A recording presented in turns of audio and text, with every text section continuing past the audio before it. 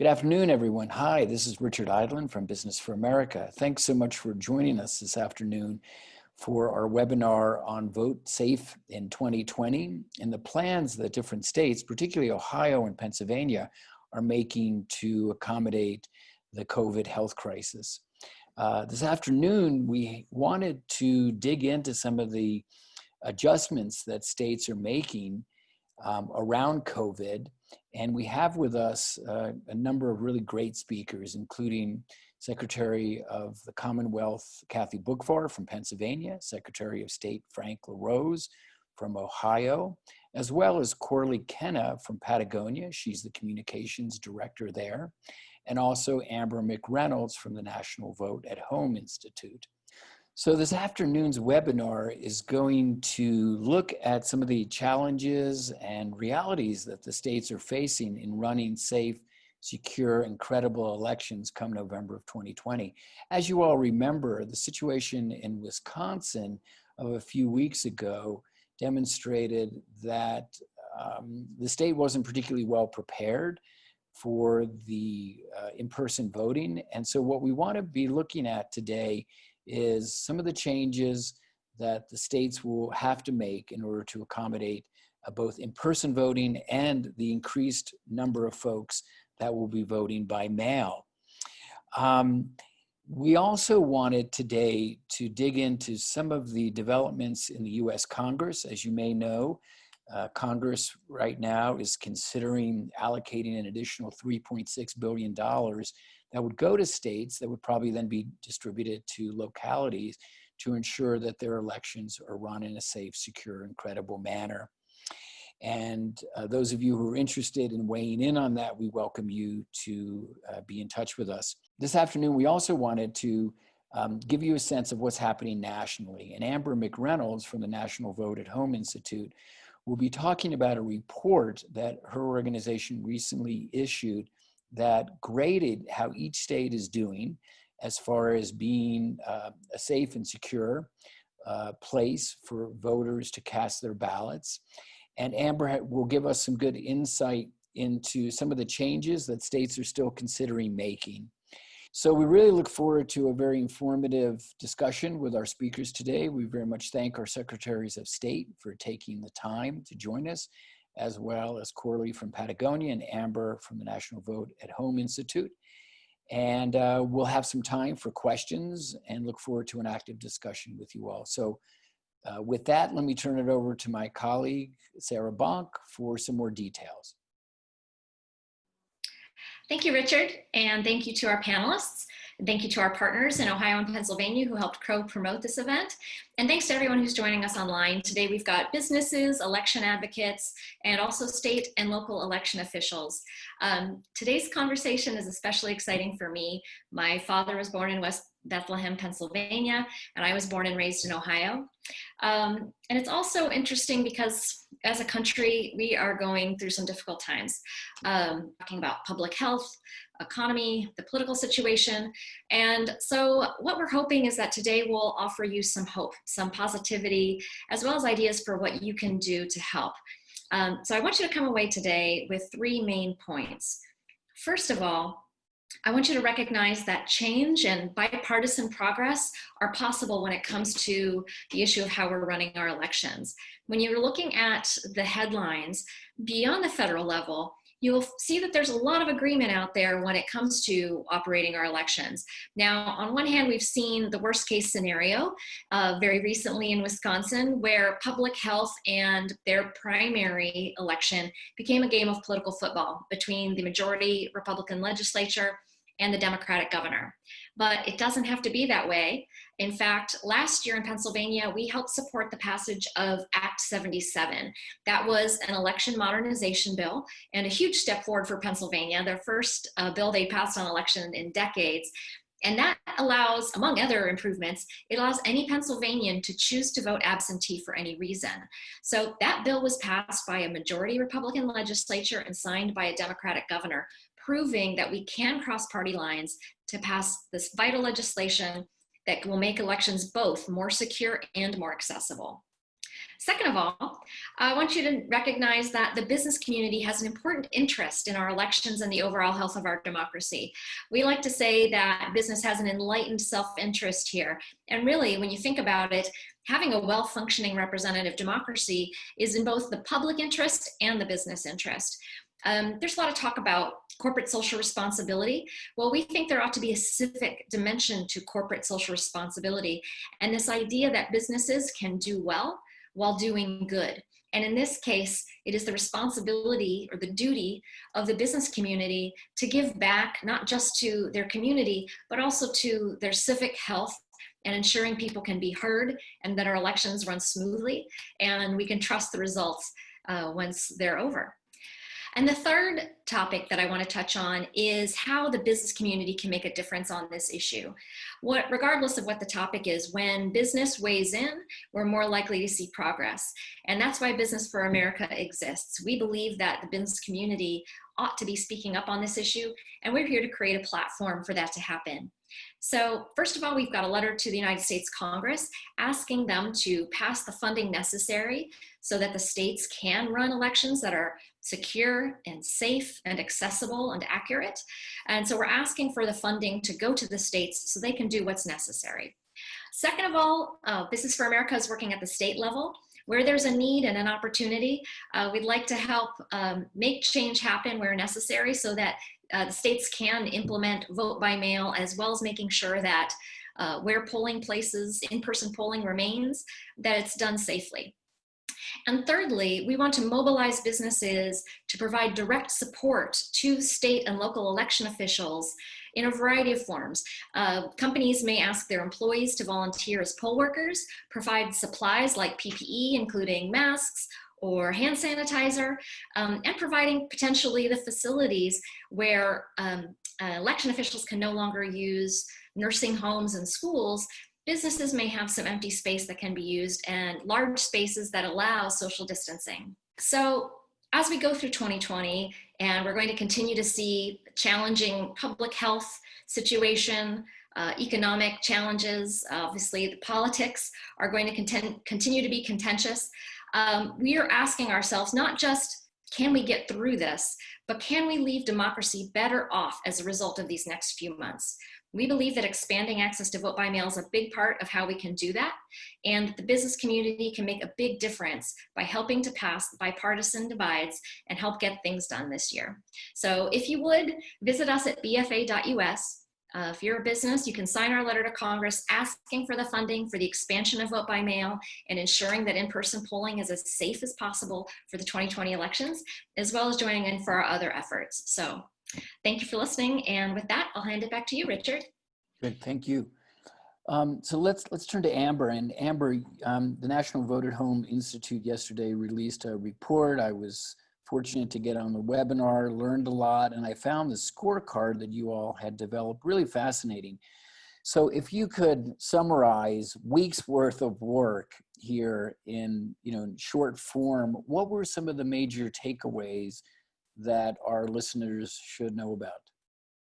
Sure. Well, thanks to Richard and Sarah for inviting me to be a part of this call. Two of the best secretaries in the country are on this call today, so I think all of you are going to learn a lot about what they're doing. And again, just as a former election official, I think what I always remind people is that the behind the scenes and the under the hood aspect of elections and sort of all of those things are critically important to making sure that we continue to strengthen our democracy.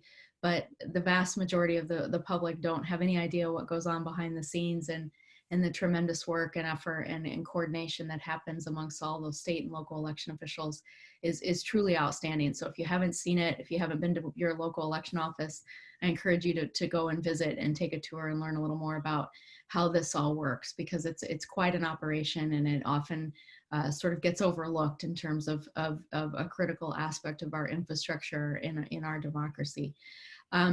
Yeah, as Richard mentioned, we did release a 50-state matrix yesterday that really analyzes and dives deep, frankly, into the policy considerations around voting by mail and vote at home issues. There's a lot there. I always say that it's much more complex than just mailing out a ballot. to a voter. There's a lot more to it.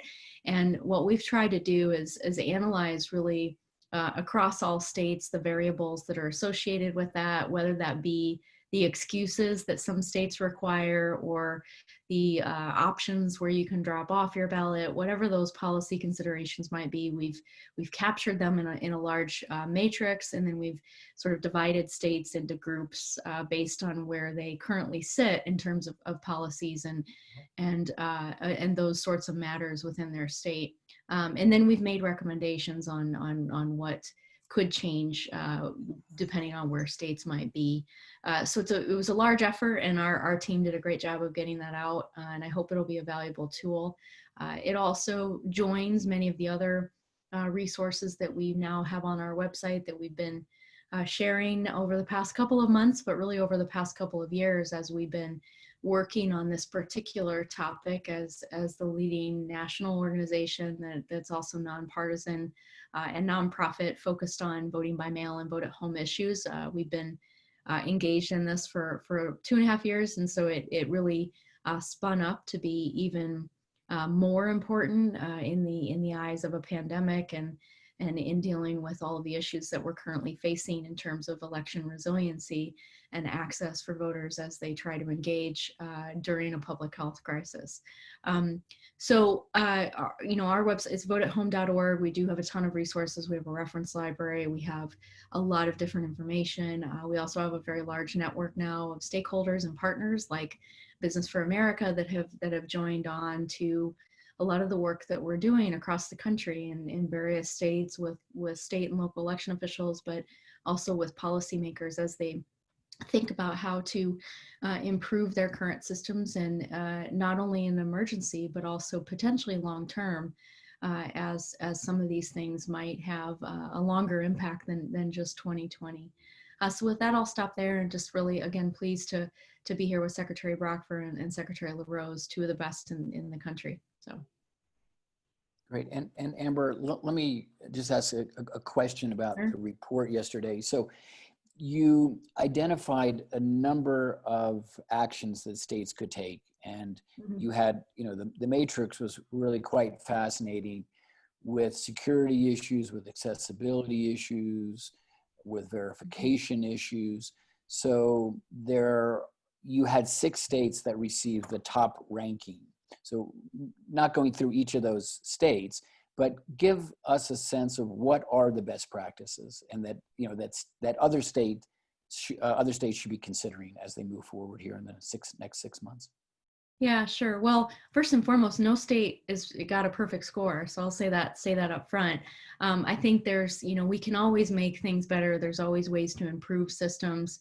It's a very complex ecosystem with regards to elections. And so there's lots of ways to make improvements. And certainly we never want to say that anything is perfect or anything is sort of a panacea, if you will. And what I think is interesting is when we kind of, focus on this vote by mail and vote at home aspect in our report, but when you look at in-person voting or you look at the early voting structure or voter registration structures, all of those have significant flaws really across the board. And there's inherent risks really with anything that we're doing that requires a lot of human beings to, number one, get service in, but also provide the service for a significant group of population. And the other thing that I would just say is that this is the only type of scenario or system where every customer has to be served basically within a 30-day period. We don't have anything else like that in the business world, and there's not anything like that in government broadly. So it's a significant undertaking, and there's always ways to improve. And one of the 6 states that you mentioned that are kind of that have the most stars, if you will, are those that automatically mail a ballot to every voter. California being the most recent that just announced their plans to do that on Friday.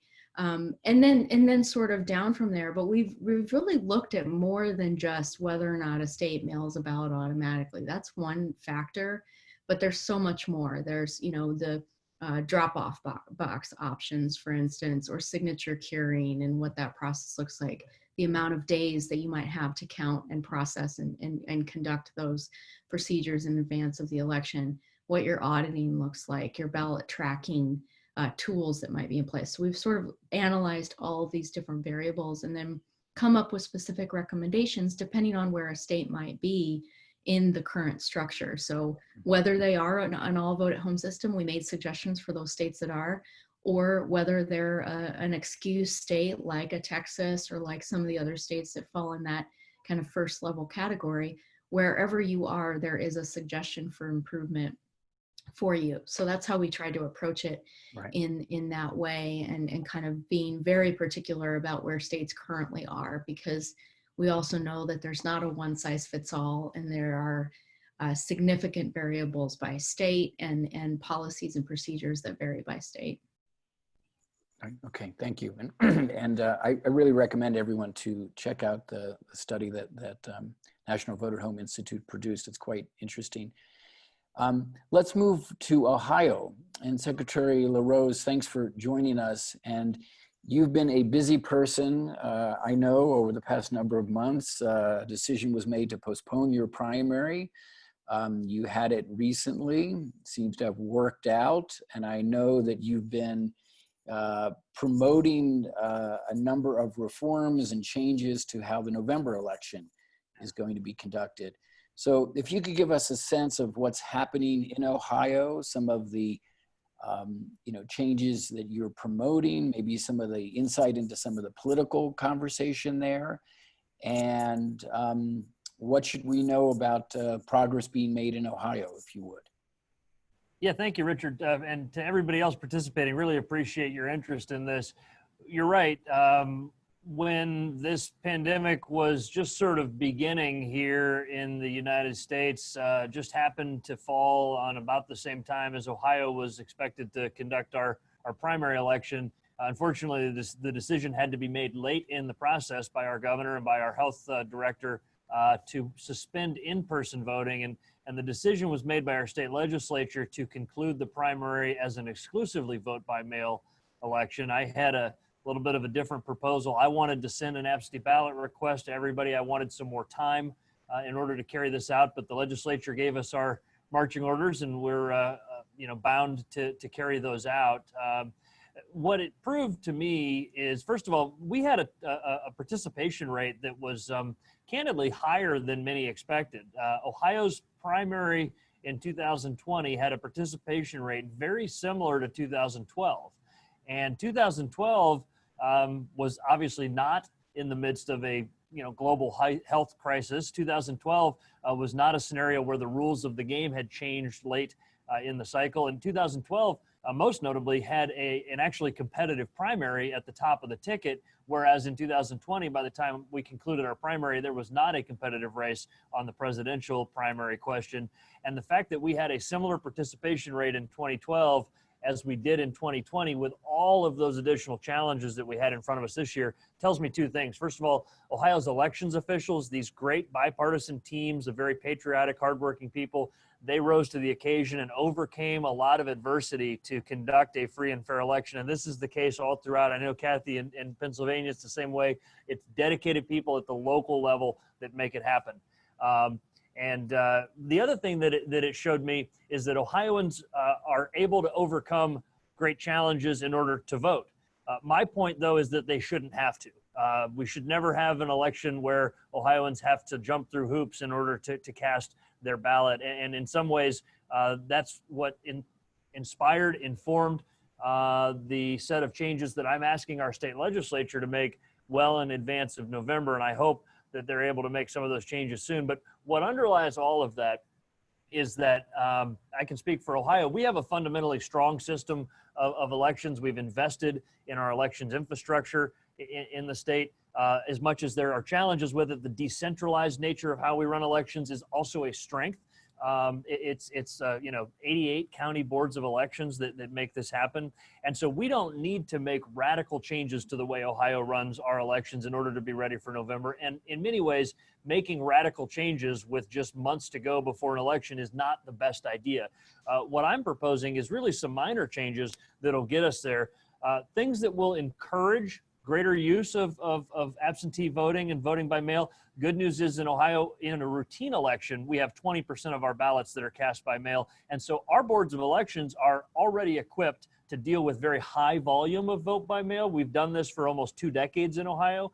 And so routinely at our boards of elections, they process thousands of vote by mail ballots. Now, they need to be ready to scale that up. And part of what I'm asking for is to access the federal funding that's already been allocated so that we can use that to make sure that those boards of elections are ready. But I'm also trying to encourage, like I said, more vote by mail by modernizing our system. As much as Ohio has embraced vote by mail over the last 2 decades, we still have an antiquated process for requesting your ballot. It relies on what I call the dead tree method. You have to print a piece of paper and put a wet ink signature on it and then root around through your junk drawer in your kitchen and find a stamp in order to mail it in just to get the process started of having the Board of Elections mail you a ballot. It's time that we put that online. It's time that we also send an absentee ballot request form to every registered voter in the state and make that postage paid. I propose that we make it a postage paid envelope for returning the absentee request form, but also a postage paid envelope for returning your ballot. Again, I can do this with federal money. I don't need to ask the state for money, which is a good thing because like many of our states, Ohio is in a difficult financial situation right now. And so I need authorization from the legislature to do that.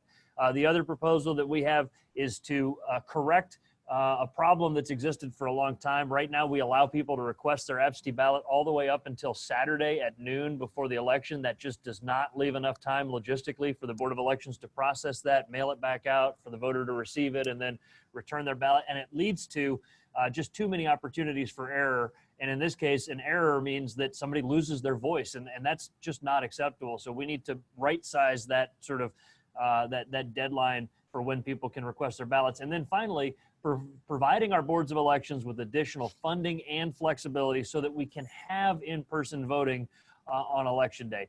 My commitment is we want to have a normal, even though nothing is normal right now in our lives, we want to have as close to a normal voting experience in November as we can. And in Ohio, that means that we offer all 3 choices that Ohioans have become accustomed to. And that means 4 weeks of early voting, 4 weeks of voting by mail, and the opportunity to vote in person at a convenient neighborhood polling location on election day. We can do that if the state legislature will implement some of the changes that I'm asking for. Great. Frank, thanks for that description. Let me ask you, it sounds as though turnout, you expected to be higher than had been in the previous years, in part due to vote by mail. And yet there is this conversation, somewhat based in Washington, D.C., about that turnout tends to advantage one party or another. From your experience in Ohio, does that merit any, is that a serious concern? Absolutely not. And I reject that entire notion. It doesn't bear out on the ground. It's an old urban legend, if you will, that has made its rounds for far too long. I can tell you that what happened, first of all, in our democracy, the health of our democracy is based on the diverse voices of our citizens being heard in an election. And so, although I'm a proud member of the Republican Party, it doesn't really come into my calculus what benefits one party or another. That to me is irrelevant. What matters is making sure that the 7.8 million registered voters in my state can conveniently make their voice heard. That strengthens our democracy, and both parties or third parties or whatever else should go out there and participate in the free market of ideas to earn the vote of the citizens. But I'll say this, that in Ohio over the last few years, we have seen record turnout. In 2016, it was the highest ever in our state. The highest turnout in the state's history was 2016, and Republicans did very well in Ohio that year. In fact, won nearly everything. In 2018, we once again had the highest turnout gubernatorial election in our state's history, bar none, the highest turnout governor's election in our state's history. And again, my party did very well in that election. And so I just reject this notion that high turnout benefits one party or another. It simply benefits the health of our democracy. And I want to see 100% voter turnout. I'm not going to rest until we get there. And by the way, I have a wager on this with the Michigan Secretary of State. I tell people that, what happens on the football field between Ohio State and Michigan has gotten a little boring. It's gotten pretty predictable. The Buckeyes have been pretty dominant in that over the years. And so now we're down to placing bets on voter turnout. And when Ohio has a higher voter turnout than Michigan, Jocelyn Benson, the Michigan Secretary of State, is going to be coming to the big game in scarlet and gray. And I look forward to us winning that contest as well. Good. All right. Well, don't count the Wolverines out. But one other quick question, Frank. When we were talking a week or so ago, you mentioned that a number of companies in Ohio have expressed interest to help out, provide supplies, equipment, and that is consistent with what Business for America is looking to launch nationally. So give us a sense of what role you think businesses could play in supporting your efforts. Yeah, and I just shared in the comments the URL that we've set up, a page on our website, voteohio.gov/defenddemocracy. We chose that very intentionally because when you sign up to be a poll worker, that's exactly what you're doing, is helping us to defend democracy. And we've seen a number of companies in Ohio that have been offering their employees a free day off, a paid day off. I know this is similar to what Patagonia does, and Corley, that's awesome. Not only do you guys make world-class equipment and clothing, and by the way, I'm a big fan, but you're also participating as a good corporate citizen by encouraging your associates and your customers to get engaged in the democratic life of our state and nation. So poll worker recruitment is one thing. Voter registration drives are another. It may not be the healthiest choice, but Nationwide Insurance here in Columbus hosted a thing called Donut Forget to Vote. And so they offered donuts in the lobby there of their big corporate headquarters. And I was there, we were passing out donuts and getting people registered to vote at the same time. Again, the HR department may not like the whole donut part of it, but it was a good little ploy to get people to come over to our table. And we registered hundreds of people to vote that day and reminded them that it was going to be election day soon. We're actually also able to bring out our voting machines that are new in Franklin County, where Nationwide Insurance is headquartered. And so people could do a sample. They could vote for their favorite, sports team or their favorite song or whatever, and sort of get used to what the new voting equipment is going to look like. That kind of thing is easy to do. We love to set that up. Our office always loves to do that kind of thing. And so that's just one example of the way that sort of companies can do well and do good. I love that, Sarah, and thank you for sharing that. It's so important. Great, good, thank you. So let's move across the border into Pennsylvania and Secretary Boockvar. So Secretary Boockvar, I know you also have been facing some really unprecedented challenges, and your primary was also postponed and takes place June 2nd, and you've been adjusting to that new reality, and have also launched an initiative statewide program called Ready to Vote, which helps to educate voters about some of the new changes, vote by mail, new polling locations. And that was brought about through a bipartisan agreement in the state legislature and signed by the governor late last year. So give us a sense of some of the challenges and initiatives that Pennsylvania is pursuing. Thank you, Richard, and thank you to everybody here today. It's a pleasure to be here. So I think we all knew 2020 was going to be a historic year on many, many levels. And in Pennsylvania, we knew that all Pennsylvania voters were going to be voting on new, more secure and accessible voting systems with paper trails. Every one of the 67 counties in Pennsylvania selected new systems by December 31st of last year. So we knew we were already having big transitions. And then Act 77 came along, as Sarah Bonk mentioned, historic bipartisan legislation that passed last fall, providing greater options for voting in over 8 decades in Pennsylvania. So really tremendous legislation that, thank God, included voting by mail-in ballot without having to provide a reason or excuse. Because of course, what we didn't know at the time was that a worldwide pandemic was going to add layers upon layers of public health and other challenges to these already historic changes.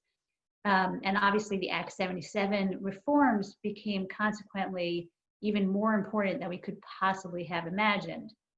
So the confluence of all these things has required unprecedented measures to balance both the make sure we were providing the highest standards of protecting public health while also providing the highest standards of ensuring access to vote.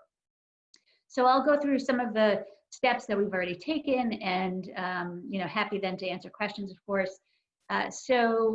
First, one of the most important things we've done is embarked on a comprehensive, really broad-based voter education campaign to inform the public, voters, counties, everybody about the new primary date of June 2nd, and urge the safe, secure, and easy option of mail-in voting.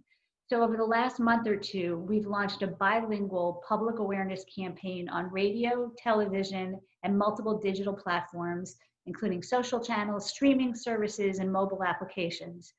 We sent millions of postcards to voters. We've sent weekly emails to voters. We established a sign-up option so that voters who were not already on the email list can sign up to join that list and get updates about elections, deadlines, and so forth. And this combination of public education has been incredibly effective.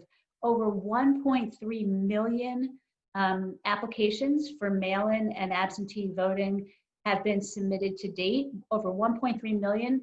And just to give you context, in the primary of 2016, about 100,000 voters voted absentee. We've already received 1.3 million applications, and we still have 2 weeks to go till the deadline.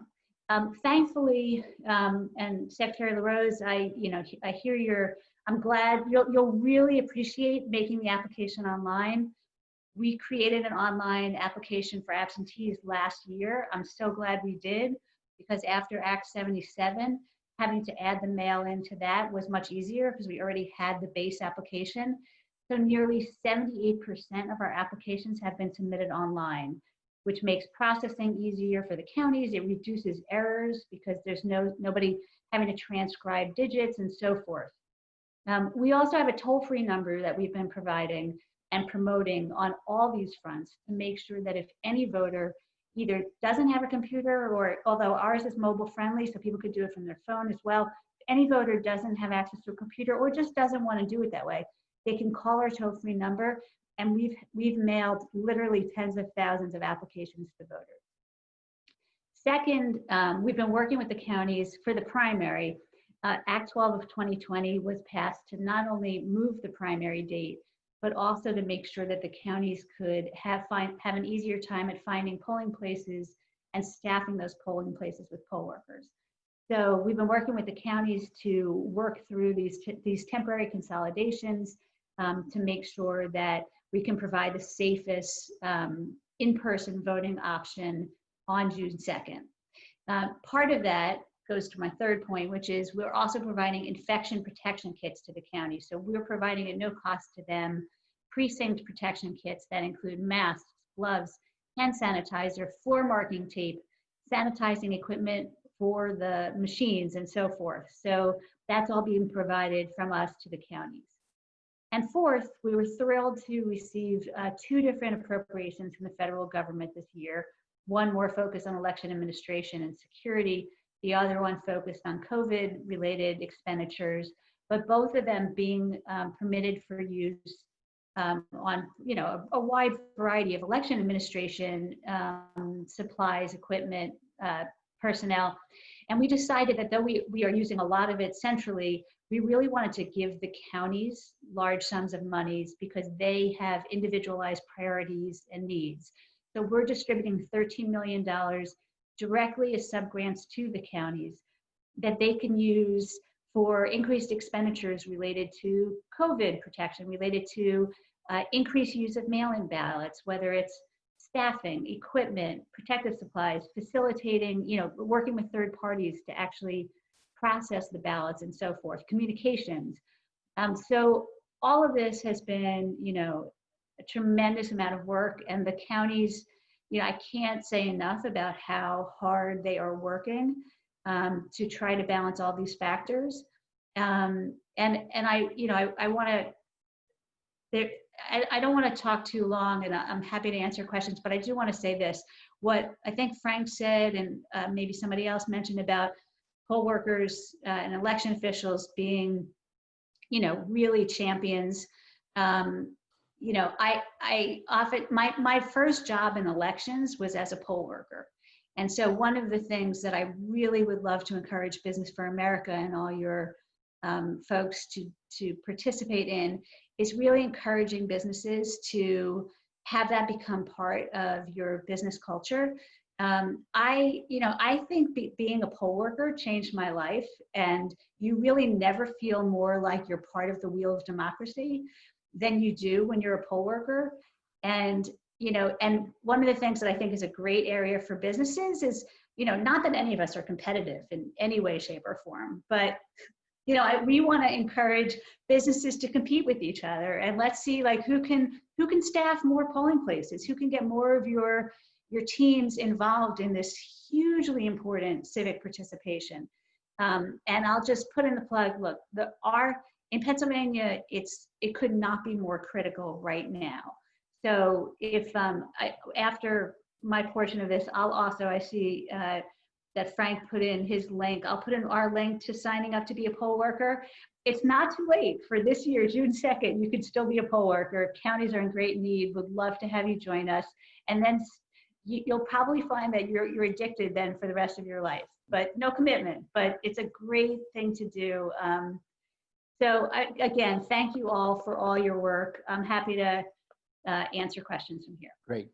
Kathy, thanks so much. And let me just ask you a quick question. Like Ohio, Pennsylvania is a very diverse piece of geography. You have many rural communities, you have suburban, you have urban communities. And so how are you planning to accommodate sort of people's historic preferences to maybe go to a polling place and vote in person?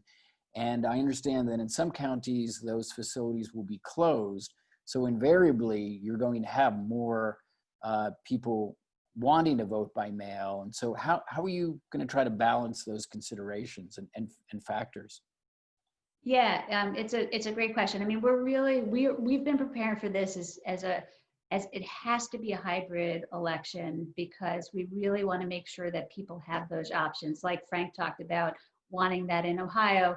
That's the same way. I think sometimes people talk about things as if there's one size fits all, one right solution, and it's just not the case in most places. And the key is providing options that are each safe, secure, and reliable. So we've done, for example, our public education campaign has been statewide, and we've really been promoting that 1-877 number to make sure that people that don't have access to internet coverage or computers, they're not reliant upon that. And it's why we brought in extra staff to answer those calls and send out the applications by paper, if need be, by mail. So we've been working very individually with the counties about their proposals for polling place consolidation. We've been tracking county by county and precinct by precinct how many people have already applied to vote by mail, because obviously, if you have half the population that's voting by mail, that's half the people that need to come in on June 2nd. Right. So we have great tracking of the database, and so we've been able to work with counties at that level. I'm happy to say that a lot of counties are going to be opening, if not 100% the number of polling places, that very close. So a lot of them are able to have many, but there are probably, I'm trying to think what percentage, maybe about 10 or 12 that are going to be somewhere in the approximately 2/3 of their usual amount. And then really only about 5 perhaps of counties who really had to do significant reductions. And we work with them. So we work with them on geographical distribution, making sure the number of voters that are going to be served is not too great, making sure they could staff them and so forth. So we really drilled down to that level, Richard, and took into consideration how many applications for mail-in ballots have already been received from those communities. Good. Richard, can I just say one more thing? So it's been fascinating to track the county by county participation in the mail-in ballots. because it's been a huge range of small, large, urban, and rural. So like Allegheny County, which is where Pittsburgh has consistently been at the top in terms of percentage of its voters that are applying for mail-in ballots. But also in the top 5 is Cameron County, which is one of the smallest counties in the state. So it's really been fascinating to see, and what it comes down to, and this is where your members could really be helpful, is voters care about trusted sources of information. And so if people they respect are advocating and supporting this as a method of voting, it doesn't matter, like Frank said, it doesn't matter whether Democratic, Republican, urban, rural, like if they understand and trust the process, then they're going to do what's right for them. Great. Thank you. That is a great segue, Kathy, to my question for Corley. And Corley Kenna, again, is the communications director of Patagonia. And Corley, I know, in this pandemic, one of the things that's really become apparent is that many employees are looking to their employers to convey important information. And as Kathy just suggested, many companies are trusted deeply by those who work for them. So if you could give us an overview of what the Time to Vote initiative is, and then how that important project led to the embrace of this idea that it's critical for people to be able to vote by mail. And then the last part to consider is, thinking about what Bonk was talking about, that, business has a role to support our civic health. How does Patagonia think about all those issues? Thanks. Sure. Thank you. And thanks for this opportunity. It's really incredible to share this virtual stage with this group of democracy patriots. So my name is Corley Kenna, and I lead the communications team at Patagonia. And I also help lead a movement called Time to Vote. And Time to Vote is a nonpartisan business-led movement. And our aim is to contribute to the culture shift that is needed to increase voter participation in our country's elections. Time to Vote CEOs believe workers should not have to choose between earning a paycheck and voting. Our movement is not about one party or one issue. This is about increasing the strength of our democracy. And as you heard from my new Republican friend from Ohio, the health of our democracy depends on everyone voting.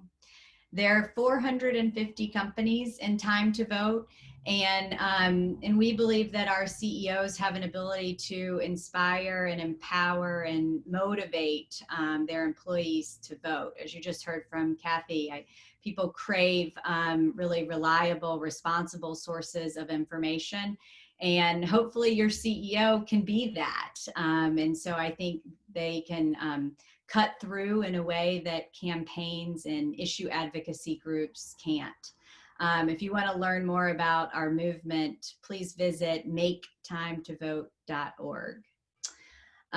Voting in this country was already too difficult before the pandemic, and participation was already too low. But the virus has further exacerbated this problem. As we learned from the Wisconsin primary, people shouldn't have to risk their safety or that of others to participate in our elections. So this year, in addition to recruiting CEOs who will commit to ensuring their employees have a work schedule that allows them to vote, we're hoping the private sector will work with elected leaders on safe voting. We've asked Congress to make sure funds are available locally in every county of the country for vote by mail options and early, safe, in-person voting. Otherwise, we risk the integrity of our elections.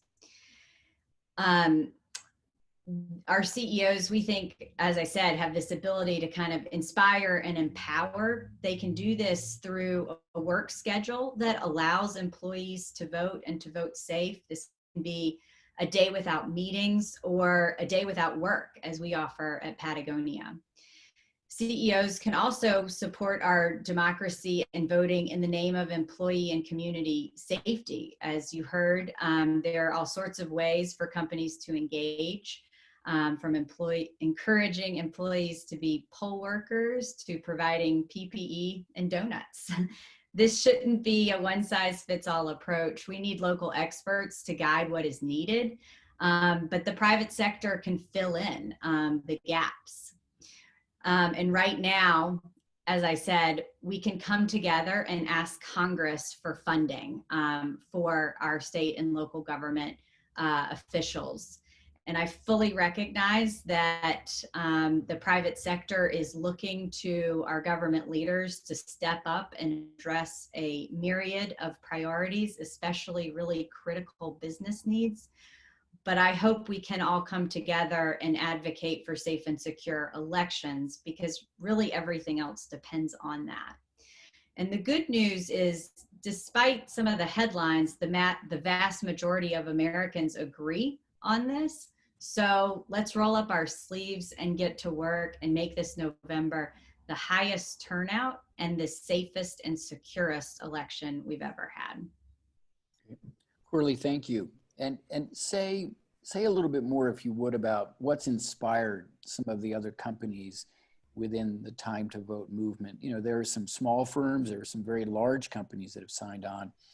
And, you know, what struck me is this sense of wanting to invest in the communities within which companies operate, sort of a moral obligation, I've heard, a sense of responsibility, a sense that a more educated employee is likely to be more engaged at work. So what other insights have you gleaned over the 2 years that Time to Vote has been in existence? Yeah, thank you for that. You know, I think everyone comes at this a little bit differently. And at Patagonia, our engagement in our elections has been rooted in our environmental advocacy and encouraging our community to come out and vote, and to vote with the planet in mind. But I think one of the things that we've learned in our Time to Vote movement over the years is that it is a lot bigger than the one issue. And most CEOs, at least responsible CEOs, do care deeply about supporting their employees. And this is a benefit, I think, that responsible CEOs can provide to their workforce. In the same way that responsible companies offer benefits for family support, we can offer benefits for voting. And we don't think of it that way, but it's a really critical one, and it's a crucial one. And I think one of the things this pandemic has shown is, in addition to that time and support that people need to make time to fill out their ballot, we can also provide literal life-saving things like PPE to poll workers, and we can provide actual poll workers as a part of this. And so I think it's really important, and it truly is a nonpartisan thing. This is a benefit to your own workforce and to your own community. Mm-hmm, mm-hmm. Thank you. Kathy and Frank, I wonder if you could maybe reflect on that. And in your own states, you know, both of you are seeking to engage the business community in these initiatives. But unfortunately, still this issue about voting is, you know, has become partisan. So what advice could either of you or both of you give to us to make, you know, the stronger business case as we go to Congress, or as we go, you know, to individual state legislatures, and try to secure that funding and try to demonstrate that voting by mail is, you know, is an effective way, a safe way to conduct the election? What advice might you offer to business leaders who are on the call? A simple idea that I've reminded businesses around Ohio when I get the chance to talk to them is that this concept that if you're not at the table, you just might be on the menu. It's not intentional, certainly, but those companies that engage in the legislative process and whose employees are engaged in talking with legislators and making their voice heard. I mean, simply voting is the very beginning of that exercise, right? But then getting more engaged in in calling and emailing and talking to your legislators is sort of the next step. Maybe voting is just sort of the gateway drug to greater democracy participation for companies. But it's good for you as a business to have a group of employees who are eager to engage in the civic life of our state. Certainly as it relates to increasing the access to voting by mail, and Amber is the expert at this, but you know, any opportunity that we can have for people to have a simple and secure and safe way to make their voice heard in the life of our democracy is a good thing. And that's why I'm such a fan of trying to make it easier for people to vote by mail in Ohio. Well, again, at the same time, preserving that in-person voting experience, because we all know that there are people that just prefer that. There are also people that struggle with voting by mail because maybe they're homeless, they don't have an address that they return to every night, and so that's a challenge. Or maybe for the visually impaired, it can be challenging sometimes to vote by mail. So I want to make sure that voting by mail is an easy option, but that we still have the in-person opportunity as well. Mm-hmm. Yeah.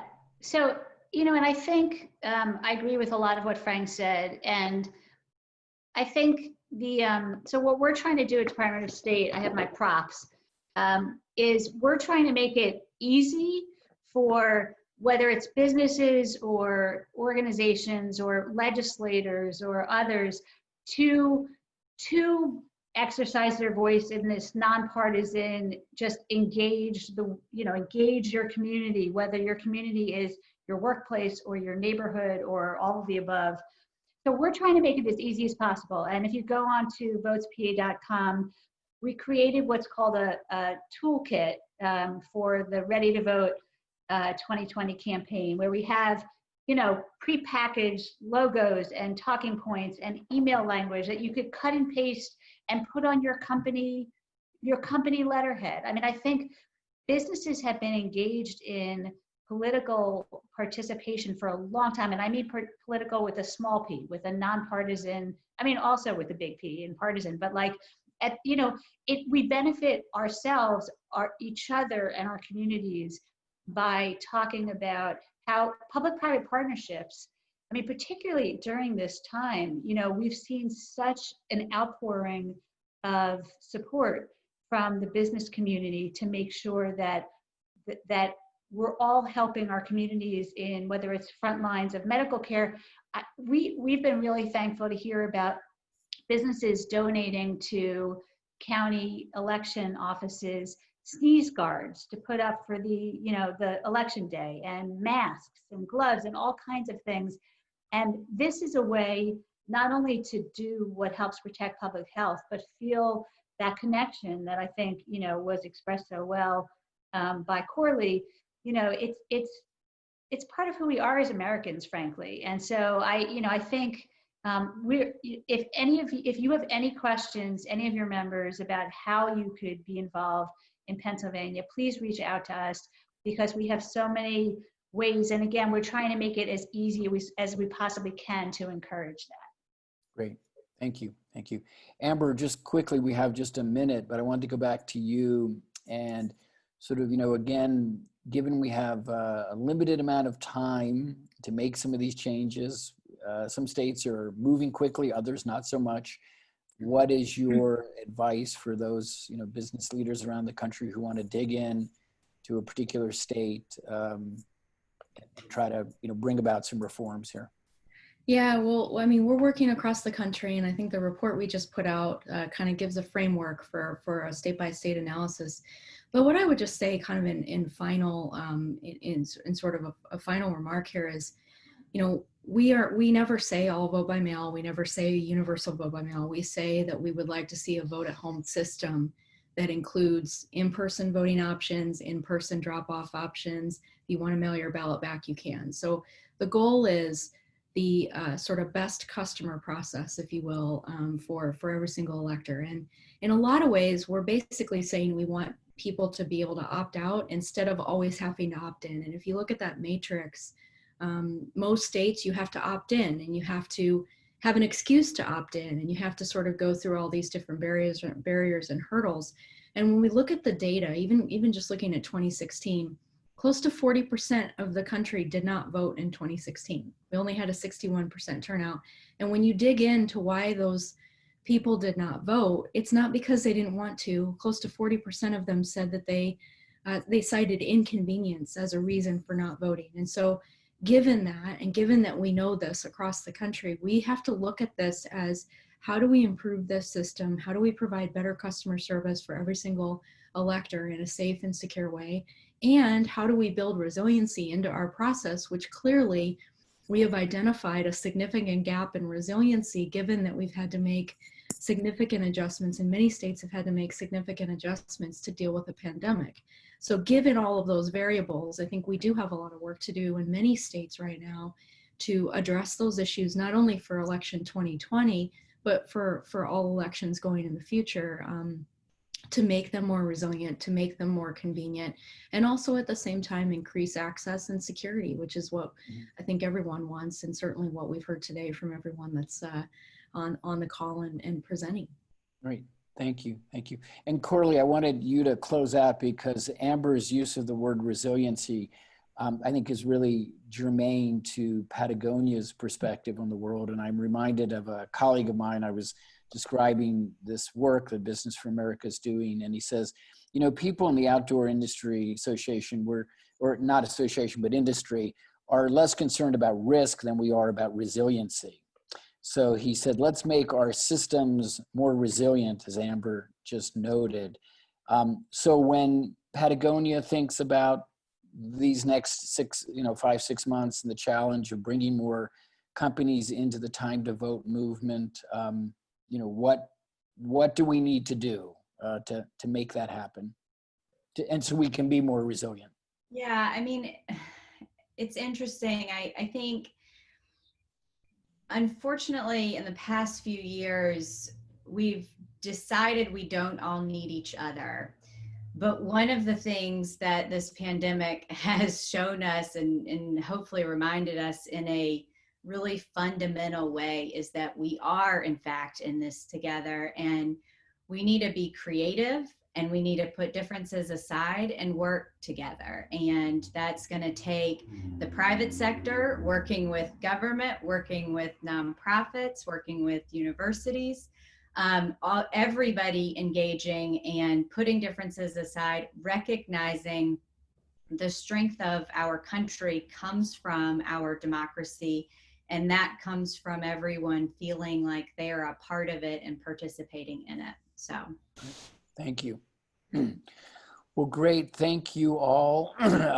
Secretary of State LaRose, Secretary of State Boockvar, Corley, and Amber, and my colleague Sarah Bonk. So we really appreciate everyone's time this afternoon. Please be in touch with us. There's lots of work to do over the next 5, 6 months, and we'll see you again soon. Thank you.